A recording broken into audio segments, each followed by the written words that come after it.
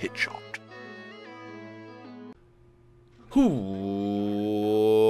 What is going on, everybody? My name is Chicken Fingers, your friendly neighborhood commentator, and today I have another Team Fortress 2 gameplay. This will be story time 6. It's been forever since I did a story time. I know the last one, if you guys remember, had to be the saddest commentary ever of everness. I don't think anyone's ever made a commentary that was a little bit more depressing than that. And if they did, I still have some negative stories, and maybe we can go for who's got the saddest life ever. But that is in the past. So let's just get on to this new topic. This is gonna be a lot more upbeat, a lot happier, and it actually comes from one of the places that made me the happiest in my life.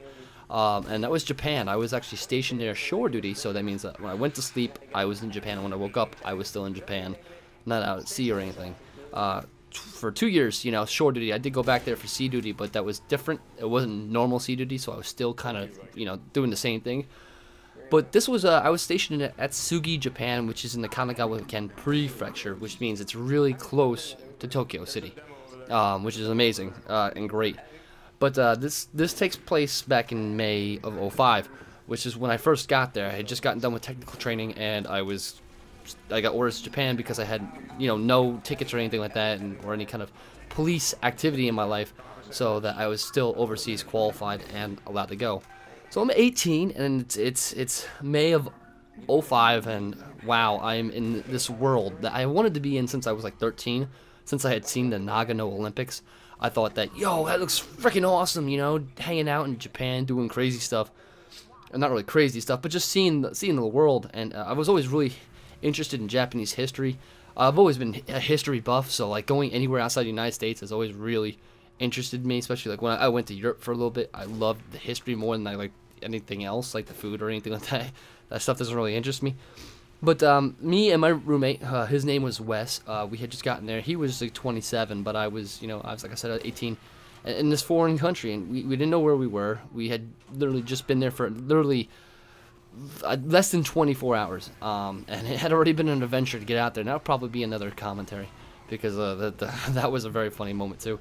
But we had no idea where we were, so we walked towards the main gate, and we're just going to go get acquainted with out in town, which we actually learned later we weren't supposed to, because there's a course you have to go through before you're allowed off base. But unfortunately, we had already left, and we were going out in search of food, because we wanted, you know, local food. And we just headed out the main gate, and we took a left, and we just started walking, and we saw all these signs and all these places, and we were just amazed with the landscape, the layout, everything. And we finally run into this place called YakiNiku, and I'm looking in my little handbook with YakiNiku. It looked like a restaurant, you know, you saw people sitting down, you saw people eating meat and stuff, and it looked good, and I was like, oh great, amazing. So I'm looking at my thing, and it says roast meat. So I look at him, and I'm like, that sounds fine, that sounds good, and, you know, I could eat that. So we go in, and we take a table. We have enough yen between the two of us, so we have lots of money, and we're not in any kind of danger like that. But we sit down, and we order what looks like this really big plate of meat, like super big. And they bring out this huge, like almost like double the size of a pizza, like a 16-inch pizza pie, so like 32-inch plate out to us, full of meat. But there's a problem. It's freaking raw.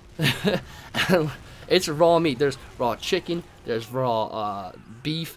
Raw pork. Raw everything. There's just raw stuff on this thing, and we're a little lost for words. We can't eat raw chicken. You'll die. I mean, salmonella will freaking kill you. It's not a joke. So we're looking at each other. We have no idea what to do. And we don't speak any of the language. I have like 3 words that I can say, and that's about it.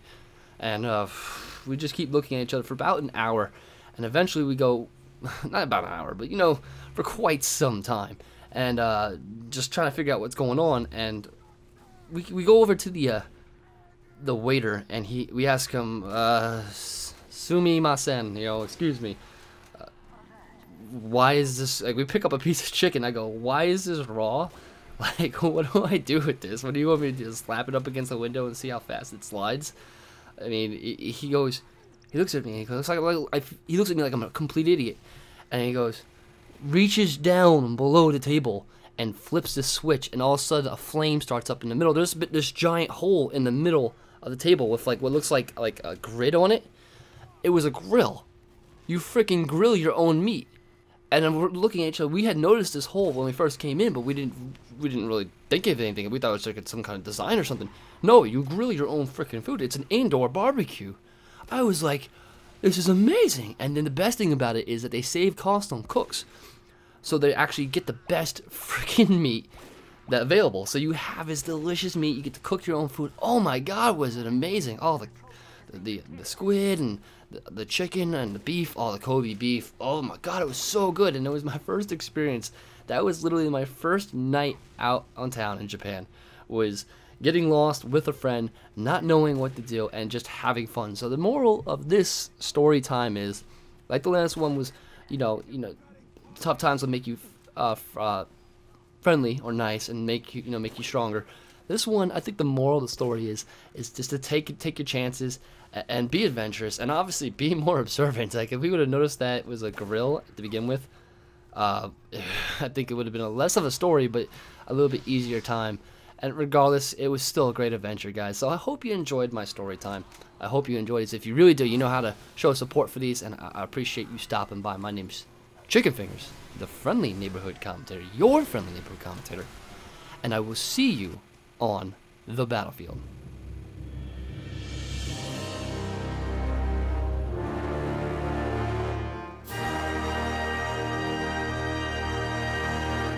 You failed.